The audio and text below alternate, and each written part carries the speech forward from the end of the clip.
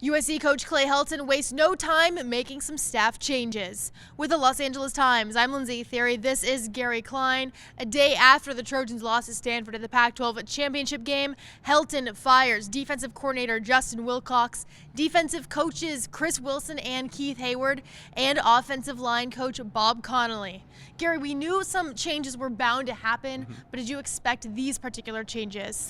None of these changes surprised me, Lindsay. I think for some people the timing might be a little surprising with them having a bowl game coming up. But in this business, I think Clay Helton said, I'm putting my stamp on this program. I'm going to give these coaches a chance to go find other opportunities. Coaches who are going to be retained, or at least who Clay Helton offered to stick around, include T. Martin, Marcus Tuiasosopo, Johnny Nansen, and Peter Sermon. Keep in mind, Sermon is the only defensive coach who is being retained. He's also the recruiting coordinator. I think that's a very important facet in Sermon's situation. They're heading towards signing day. They've got this bowl game to play. They want as much continuity as they can. So retaining Sermon keeps that in place.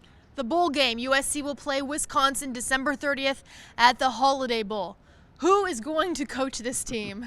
Well, I think at least based on what Helton has said, they're going to call on graduate assistants and other people on the staff. They have people like Kenechi Udeze, who was a great player here at USC. Ricky Brown was an NFL player. He's a defensive assistant. They have other guys that they can kind of patchwork together, although that's a good opponent they're going to be playing in Wisconsin, so we'll see how it all turns out. Helton did say you get one chance to be the USC coach.